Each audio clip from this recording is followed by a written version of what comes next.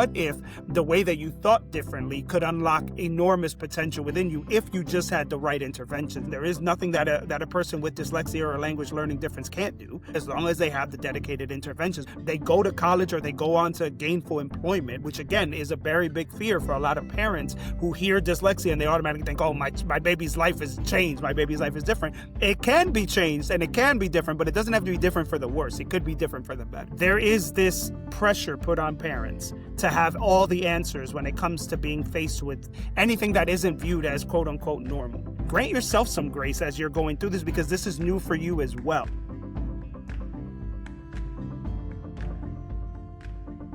Hi, Dalbin. Hi, Kate. Thank you so much for joining today. No problem. Happy Monday. Super excited to chat with you today. For our listeners today, I'm so happy to welcome Dalbin Osario. He has a master's in social work, a master's in education policy. He is pursuing his PhD in education, has completed a nonprofit leadership and community impact program at Harvard. What haven't you done? And now he works currently as the executive director of the Dyslexia Tutoring Program, which is based in Baltimore, Maryland. This program works with low-income children and adults who are dyslexic or have a language-based disability, and you provide free tutoring by volunteer tutors and have helped thousands of people with dyslexia learn to read. So I'm so glad to have you here. Welcome. It's so nice to meet you. Thank you so much. And I think I'm just gonna hire you to walk around and introduce me everywhere I go because I think you're the only person that's ever done all of that justice. But I'm incredibly glad to be here with you today. As you know, by the time this airs, we would have wrapped up Dyslexia Awareness Month, which is exciting. But yes, super pumped to have this conversation with you today. So let's just jump right into it. The reading scores across our country are just shockingly low, depressingly low.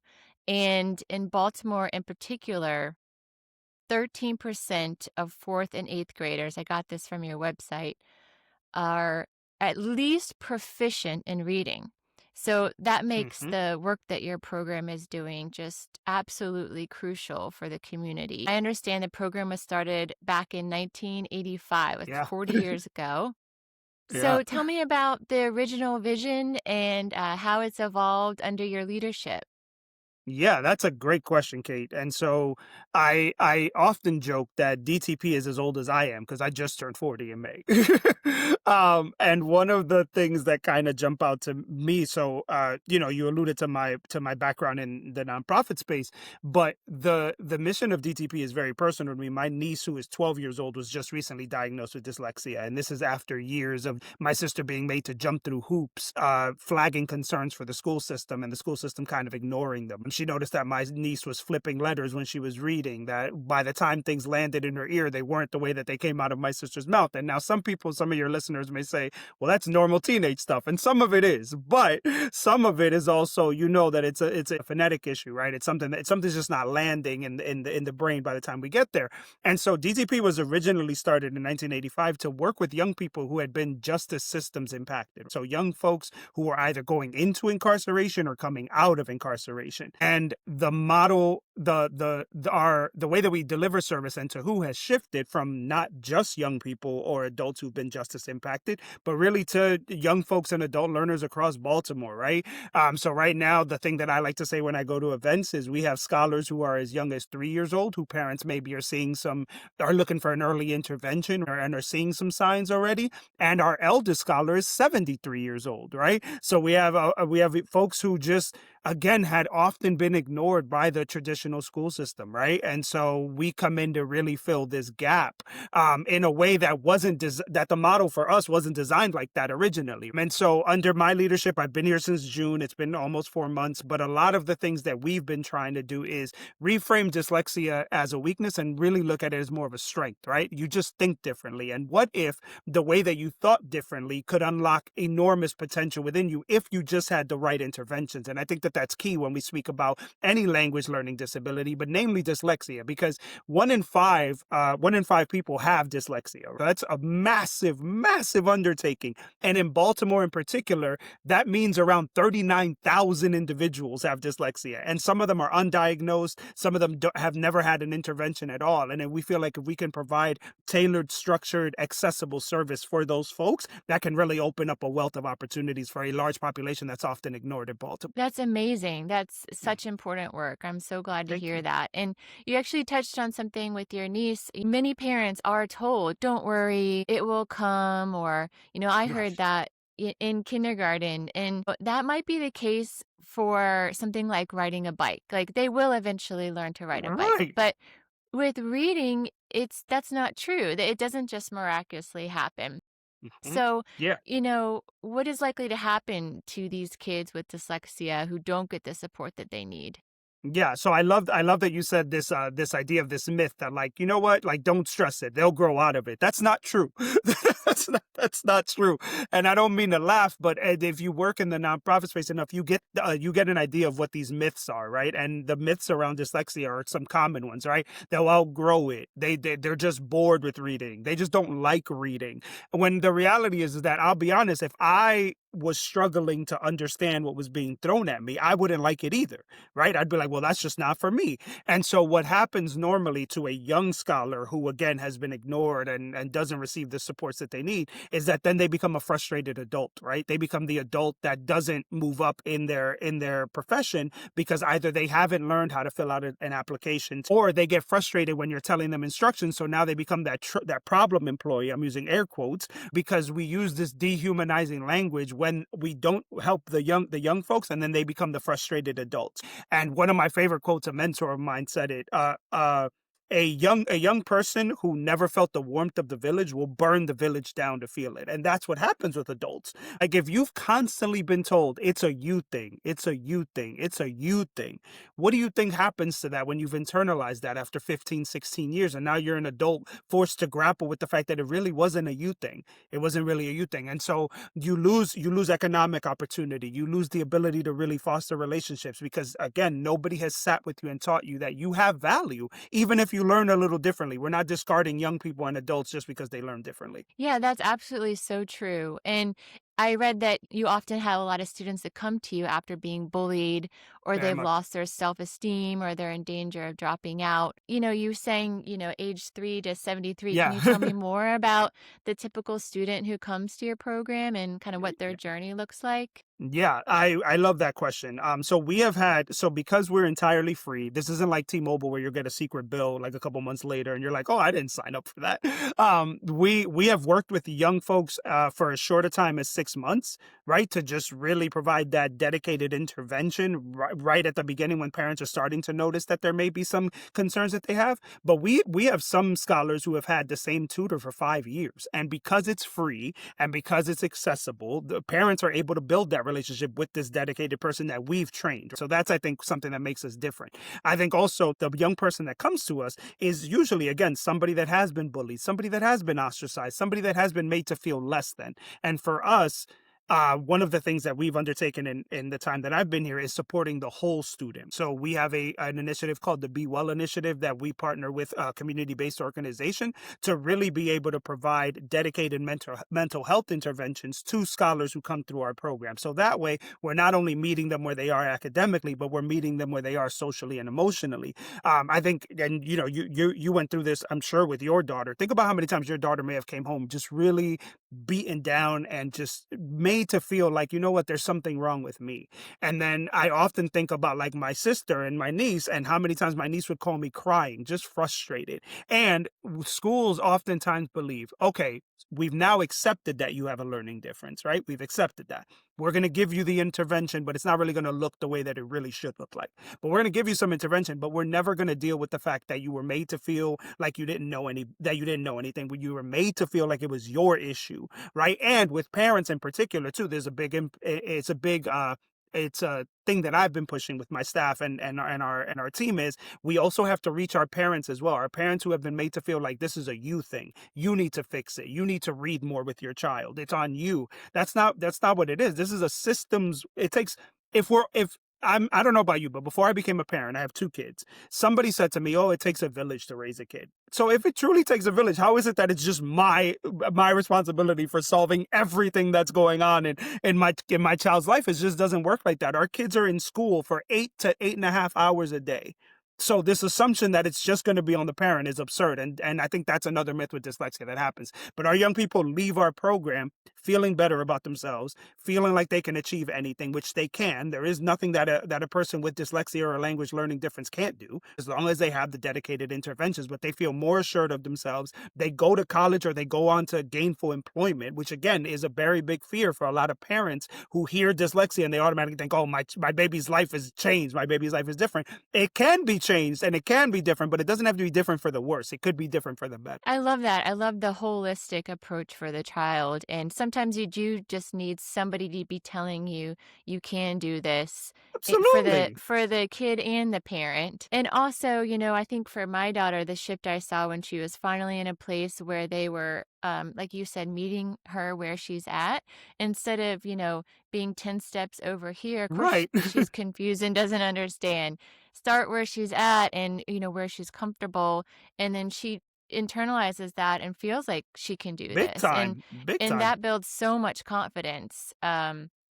So you did mention that some kids are there for a longer Mhm. period of time. I think some parents are surprised to learn how long Mhm. it does take Ye to do that remediation. There's a Mhm. lot of things online that try to sell a quick fix, and that's Yes. honestly makes me so mad. It takes a lot to get that remediation. So, can you talk to me about like what the structure is of your Yeah. program? And I saw that it's one-on-one, which I think is Mhm. amazing because kids with dyslexia, or from my understanding, the research says it's Yes. the correct practice that is important. Yeah, absolutely. So yes, it is fully one-on-one and it is a one-to-one match, meaning so you it's not a tutor that has like 6 or 7 other scholars on their load. It's just one tutor, one student for as long as it takes, right? I think that helps with the developing of the relationship, right? That's such an important part. I'm sure you saw it with your daughter, not just being in the right place, but having the right person in there, right? Having the right person that again, to your I love the example you said, 10 steps to the right? Yeah. Where it's like, oh, why aren't you over here? And it's like, well, I'm not over here because people skipped a couple of steps at the Yes. format at the beginning, right?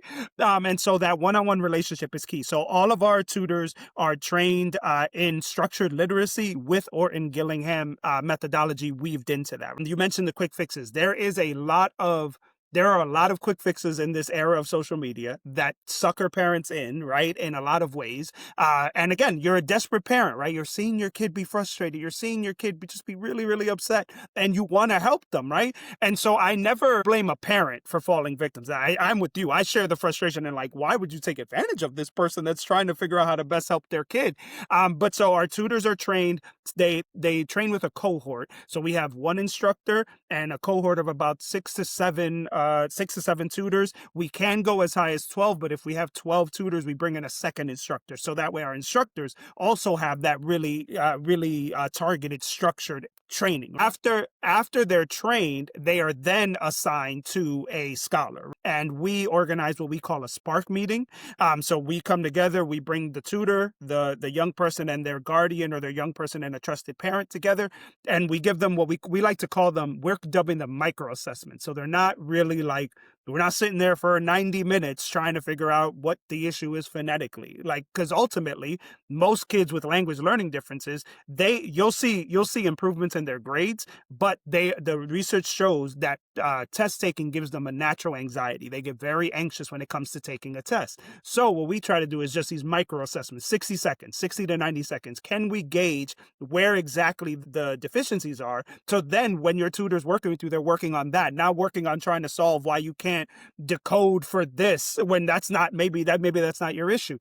So all our tutors, in exchange for receiving free tutoring, free training on structured literacy with OG methodology in it, what they do is they commit to work with a student for at least a year and a half. But like I mentioned, A lot of them work with them for 5, 6, 7, 8 years. We have one scholar, his name is Mason, because we also have a summer camp component, which I think we'll get to a little bit later. But Mason came to us as a scholar that just needed assistance when he was 7 years old because his mom thought he may have had dyslexia. Mason is now 14. He's still receiving services from us, and he attends our summer camp, which we raise funds for during the year in order to make sure we can send kids to these private, high intensity tutoring summer camps for free, right? Because they're just really, really expensive.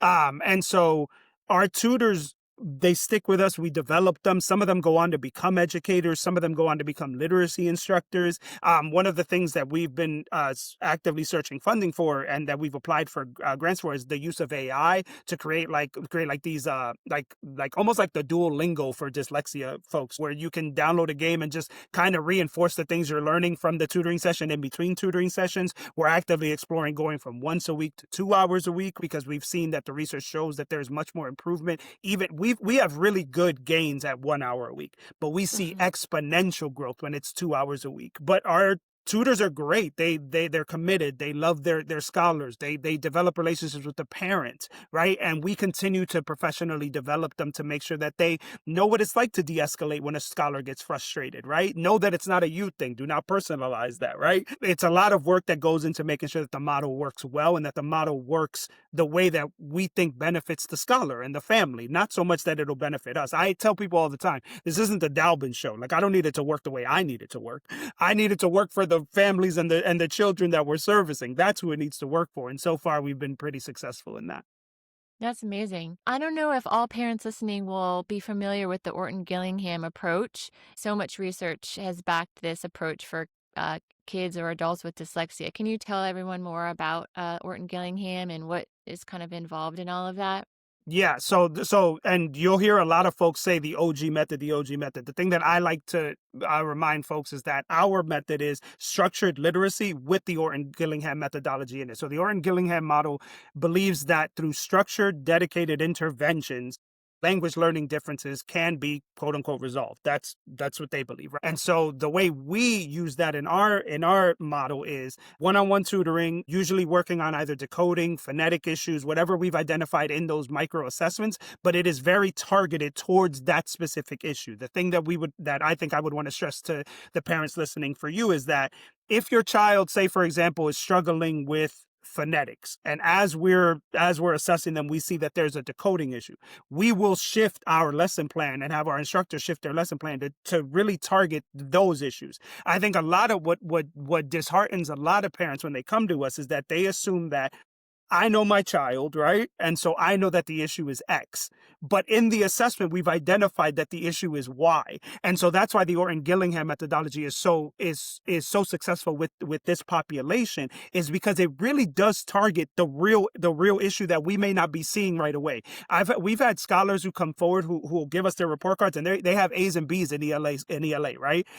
But it's because they can retain information, they remember, they have really good memorization skills. But if you ask them to tell you what they just read, there's a difference, I think. And I have this conversation with my mom all the time. My mom is awesome, but like I tell her this all the time. I'm like, Mom, you're reading for pleasure. You're not reading to try to understand, right? Like, you're just reading it. It's a breezy read. But if I said to you, tell me what this says, right? You may have an issue with that. Tell me what this means. Tell me what pops up for you. I don't think the education system as it's currently designed is designed to really work with students like the population we're talking about. However, there are models like the Orton Gillingham model that are designed to work with a scholar where they are. And so I think because of its targeted, structured intervention, it helps to really fill those gaps that the school system may not be equipped to handle right now.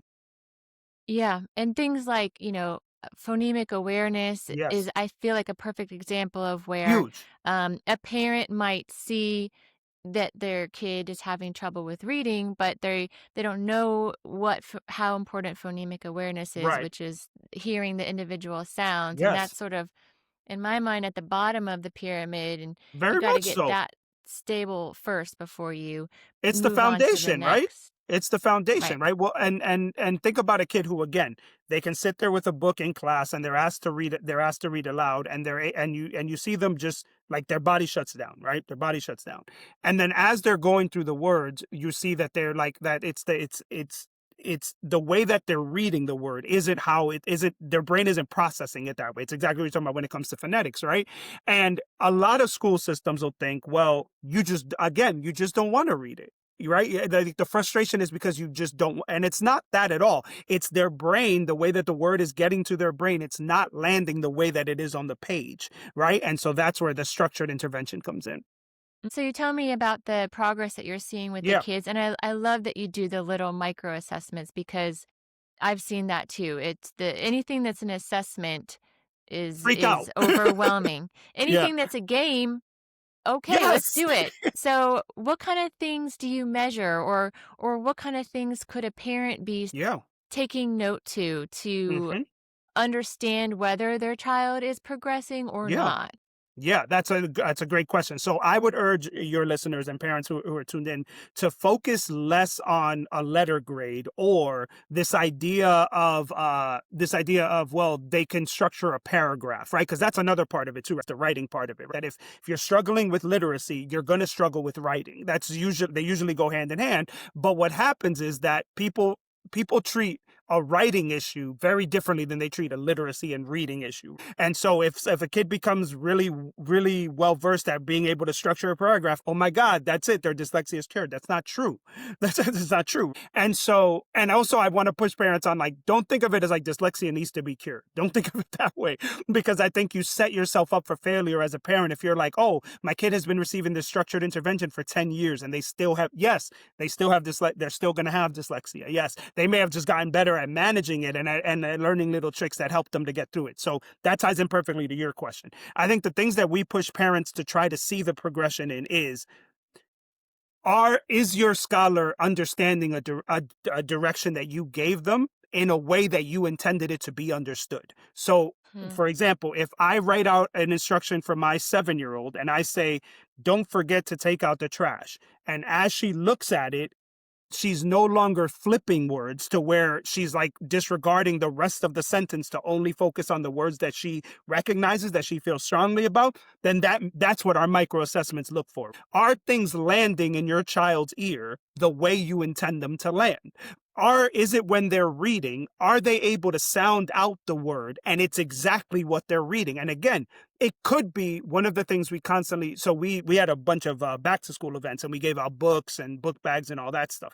And I had one mom who said to me, oh, but my son is a ninth grader, and this has like fourth grade books, right? And I was like, okay. I was like, yeah. I was like, that's fine. I was like, if you come by the office, we'll get you some reading level appropriate books.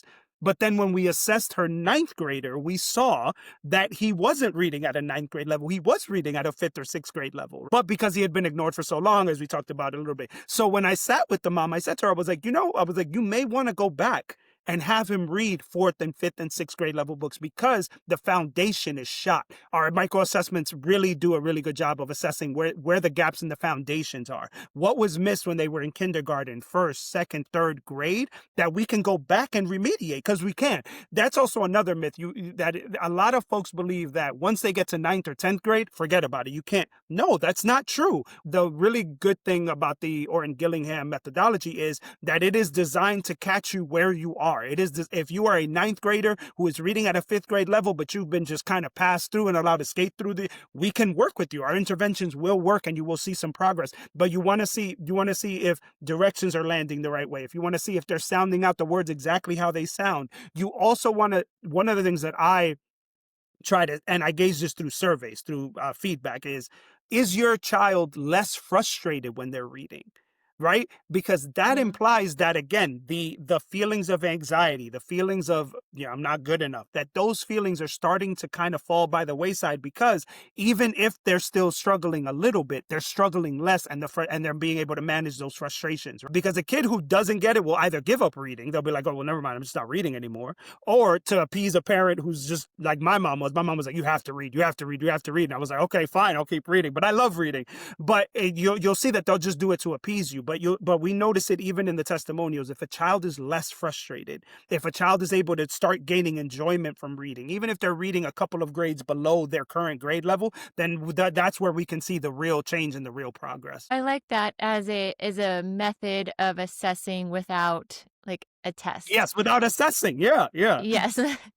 That's great. And I'll share a mistake I made as a parent. I thought that if I just, really forced my daughter to read a little bit above where she Mhm. was, then Yeah. she would She'll reach rise, that. right? Yeah. But that was the absolute wrong thing to do. I learned over time after, educating myself, Mm. because for one, it made her so frustrated. She didn't want to read. And honestly, I was probably a waste of time. I mean, if she's Right. reading above her level, then she's not, learning, she's not gaining any Mhm. skills. And so it wasn't until like we talked about before, met her where she's at. And I think I read somewhere maybe the Orton Gillingham approach really emphasizes doing lessons and reading at their 90% level.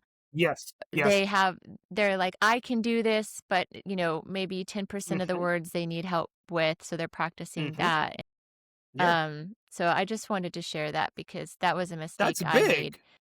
Yeah. Well, and I think I'll say, and this is me putting on my social work hat, but I will also say to you as a like from parent to parent, you were trying to figure it out. Like you were trying to figure it out. And I think that's also important for you and for other parents that are listening. There is this pressure put on parents to have all the answers when it comes to being faced with any kind of anything that isn't viewed as quote unquote normal. So like if my child doesn't hit the normal developmental milestones, I need to go and figure it out. If my child doesn't speak at right at this age that every other kid has spoken, I got to go figure it out. And I think one of the things that I would caution parents to do is grant yourself some grace as you're going through this, because this is new for you as well, right? Especially if you yourself are a learner with a language learning difference, and you realize like what this brings up for you. Like maybe there were signs even in your childhood, and so this is going to bring up a lot for you. And so we work with our parents to let them know like it's okay that you may have missed something or that you tried something and it didn't work. That's okay.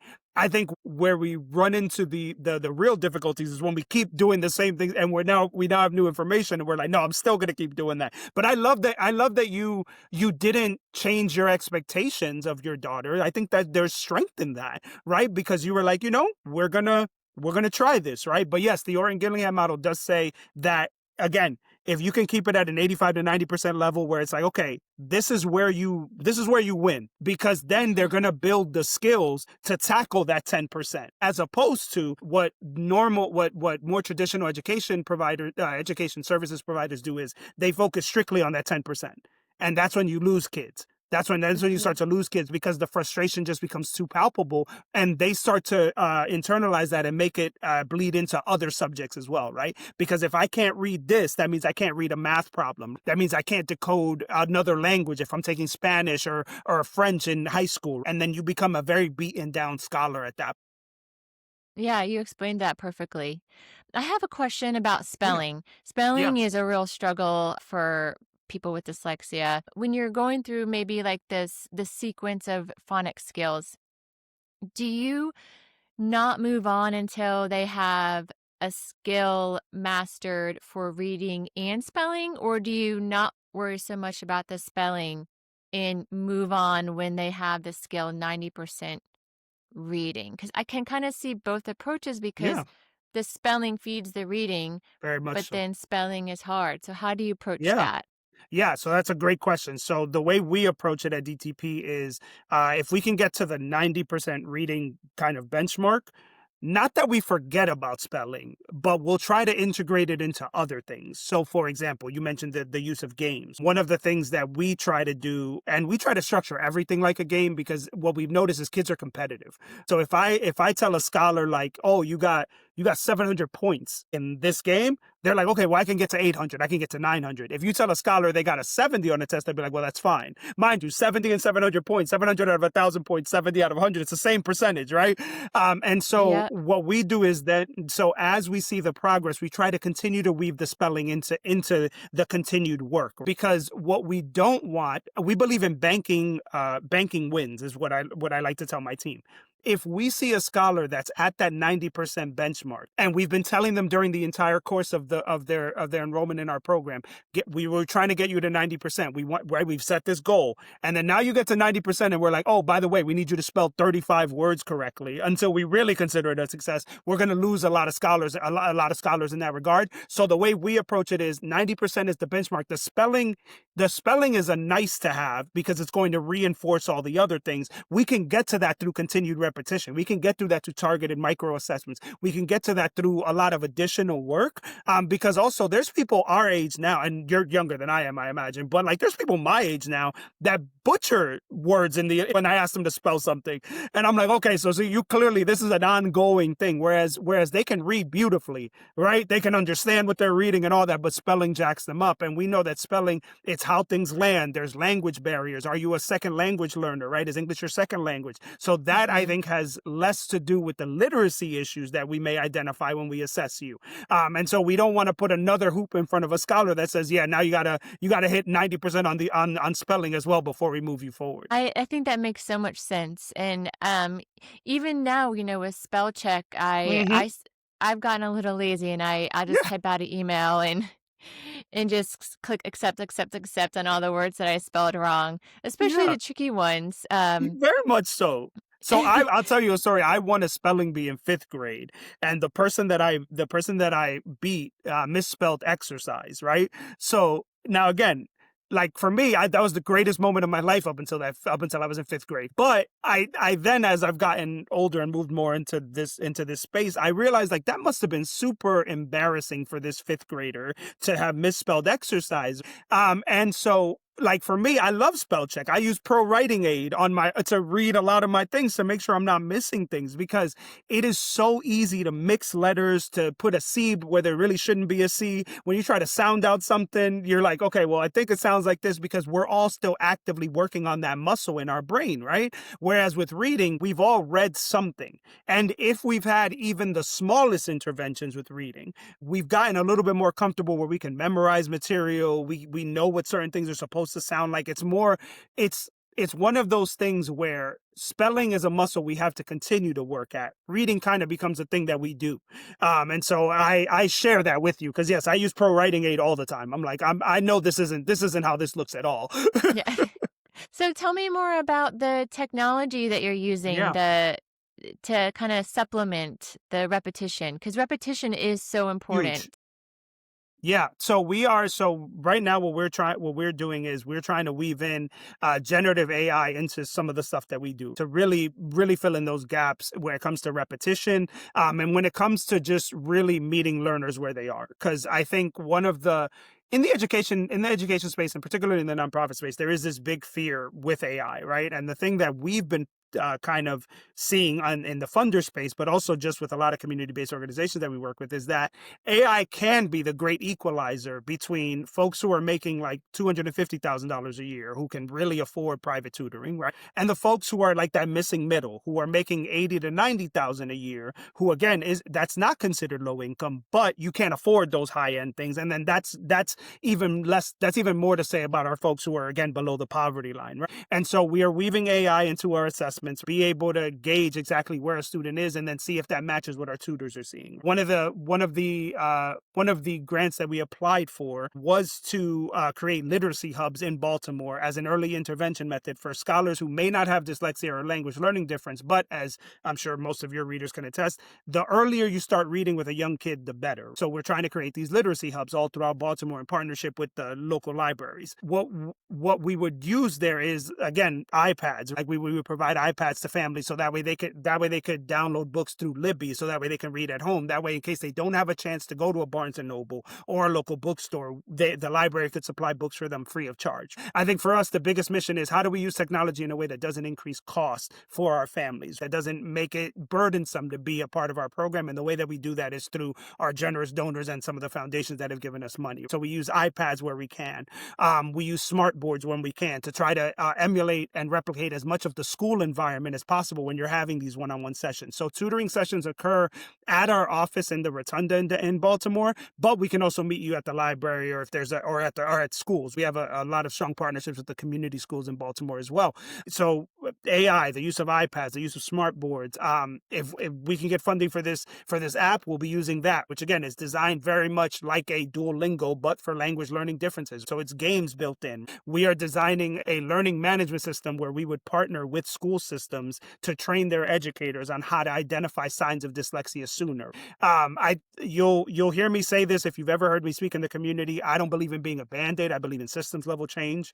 I think that if we can partner with the systems that are impacting our young people, we can really change those systems so that way no young learner ever has to feel like they don't deserve a high quality education.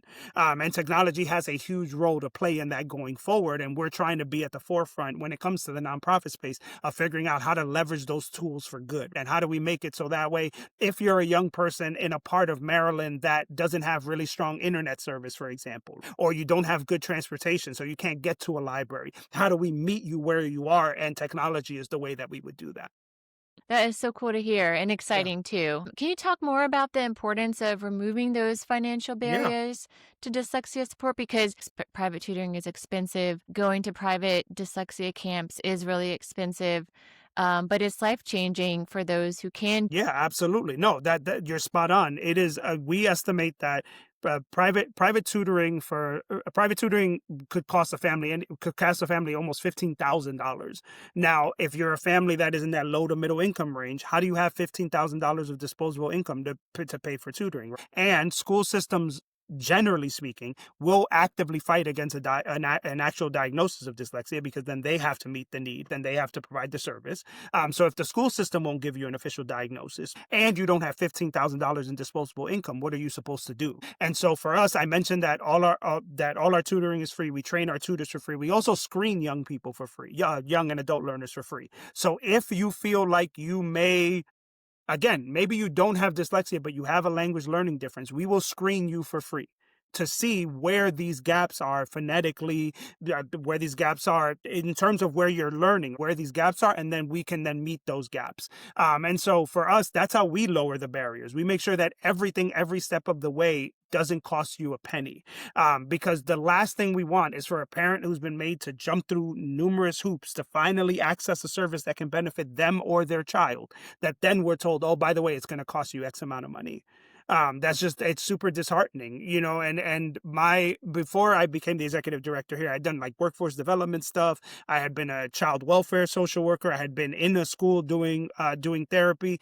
And there were countless times where parents sat with me, and I remember looking over their IEP and saying, well, we don't do this here.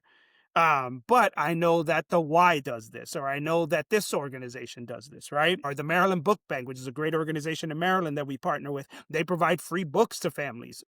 If you're under 17, you can get as many books as you can haul away.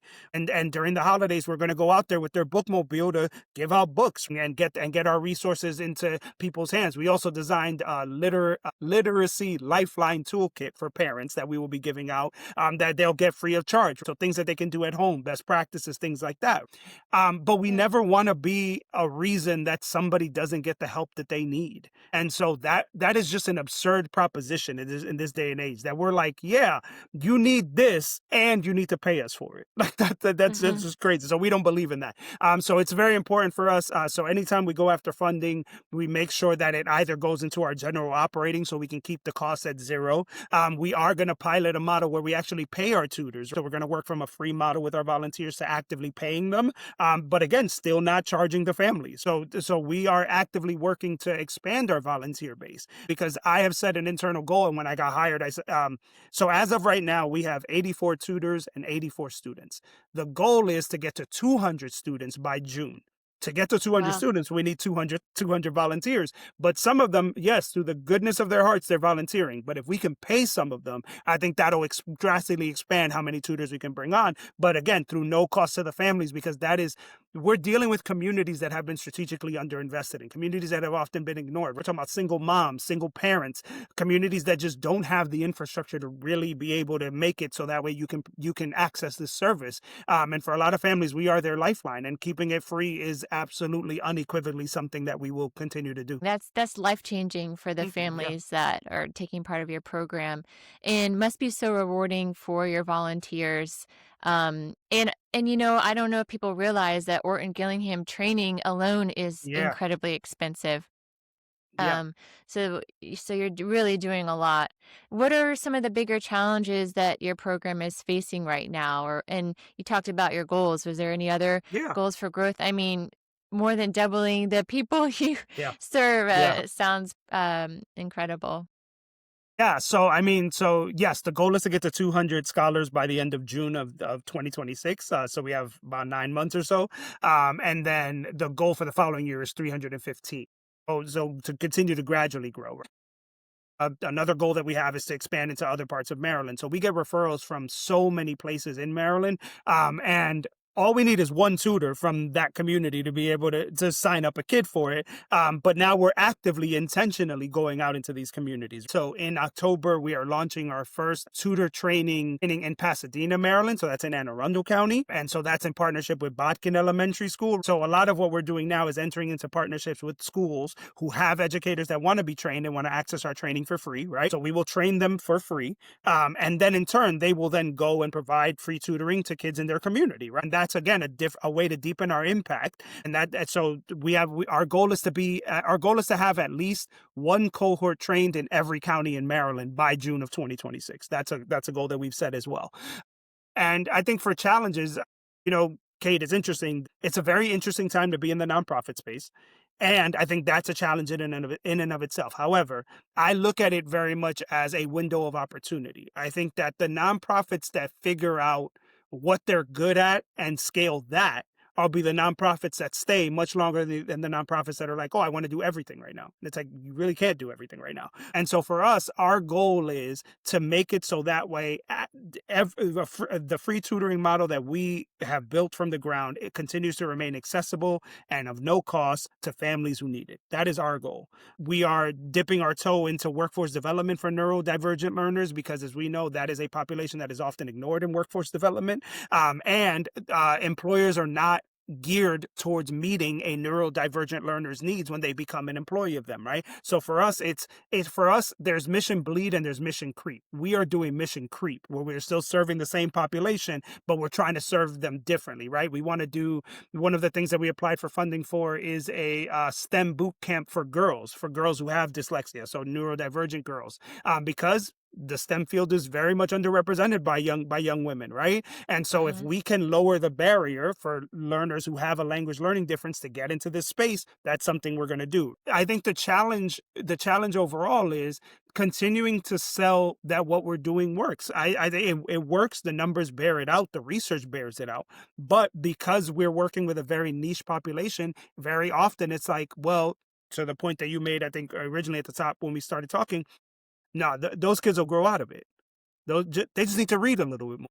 They don't need dedicated interventions. There's still very much a stigma when it comes to learners who have dyslexia or a language learning difference. And that by far, I think, is our biggest challenge because then what that does is it develops an apathy towards those learners. It's like, they'll be fine. We don't need to intervene with them. And so that I think is the biggest challenge. Funding streams change all the time. Funding priorities change all the time. That's kind of the nature of this work. But the general apathy towards the population we serve by far is the biggest challenge. And you were talking about in the beginning that you celebrate the difference, We and I have to. think that's something that's amazing because I forget where I read that, AI can do neurotypical things very well. It can't do the things that neurodivergent thinkers That's can right. do, and that makes neurodivergent thinkers all the Yes. more valuable as we move into Yeah. this age of AI, Big time. and so they're gonna be really important to the workforce, and I Huge love to it the the way you're workforce. thinking about it. Yeah. Well, to the workforce, to creativity, right? To the arts. I love that quote because I actually had it. I was looking at it earlier today. I kid you not, like because I was trying to because it's the end of National Literacy Month in September and then Dyslexia Awareness Month in October, and so I was trying to like as I was crafting these remarks for this other talk, I that's the thing that I really love to hone in on is this idea of what if thinking differently was your greatest strength? We wouldn't say anything to an athlete who shoots the ball differently or who's left-handed, right? And in baseball or who kicks a soccer ball from his left foot. And I think there's something inherently beautiful about somebody who thinks differently because it means they can see the world differently. And we need more people who see the world differently because that's what's really going to drive this work forward. That's what's really going to create this more equitable world. So that way everybody has exactly what they need. Because that's, I think, the thing that I keep coming back to. If we continue to ignore the beauty of neurodivergence, I think we run the risk of torpedoing our economy because those are the folks that are going into boardrooms and these AI rooms and designing large language models and all these things. And if you do not prepare for that, you're losing a huge chunk of the economy. The other part of it too is that those are the folks that are directing some of the greatest movies. I just saw a movie yesterday called Cha Cha Real Smooth. It's on Apple TV, and they casted a person on the spectrum as one of the lead characters. And she was giving an interview where she said, no, the director just told me to be me. And I thought that was so beautiful because she was my favorite part of the movie. She was very matter of fact, knew how to set boundaries. I loved it. But I think we need to continue to meet people where they are in order to really drive this work forward. Otherwise, if we Mhm. continue to adhere to these ideas that it needs to be the way that I need it to look like, it needs to be the way that I see it, we're going to do ourselves and the population that we serve a disservice. That makes so much sense. So, for parents listening who either suspect their child is dyslexic or know for sure, what's one thing you feel like they can do to support their child, whether at home or something else? Yeah, I love that question. So one, you can go to dtpnow.org and download our literacy lifeline toolkit. You can do that because there's a lot of really good tools there, and again, it's entirely free. You're not going to get charged for it. Okay. So I think one and Kate will share my email. You can always reach out to me if you have a question about it. Okay. Like if you're like, hey, like this is kind of what I'm thinking. Even if you're not in Maryland, we can point you in the direction of somebody that's doing something similar to us, or we may be able to assess your kid remotely. Okay. So that's one. Awesome. I think at home, you want to make sure grant yourself grace as a parent. You didn't do something wrong because your child may have dyslexia or a language learning difference. Okay. One of the things that I stress to parents is that that's a form of vicarious trauma. You automatically blame yourself. So don't do that. Take a step back, grant yourself grace. I think you also want to make sure that if your child expresses an interest in, say, STEM, don't automatically assume that that door is closed to them because it is incredibly important that you continue to pour into your neurodivergent child in a way that to them makes sense. And the way that it makes sense to them is, hey, I like this. Okay, cool. Let's go get you some stuff about that. Also, to tie it into your story about your daughter and how you were trying to get her to read at a higher level, don't be afraid to push your child because you know your child, but also don't be afraid to take a step back with your child and say, okay, this is frustrating for them. In turn, it may be getting frustrating for me. Let me take a beat. Maybe we go back to reading a fifth grade level book as opposed to a seventh grade level book. That's okay. It doesn't mean there's something wrong with you. It doesn't mean that what you did was wrong. It just means we're adjusting on the fly. And parenting, I liken parenting to building the plane as you're flying it. That is what parenting is. We do the very best we can. Today, it might look one way, then it looks another, but we just continue to do the best we can. And we're able to meet our little people where they are. So I think there's that. Don't think that you're too old to suddenly become a better reader or improve your phonetic awareness or start decoding things better. Don't think that you're too old for that as well. So I think the biggest thing that I'll say to your parents is look inward.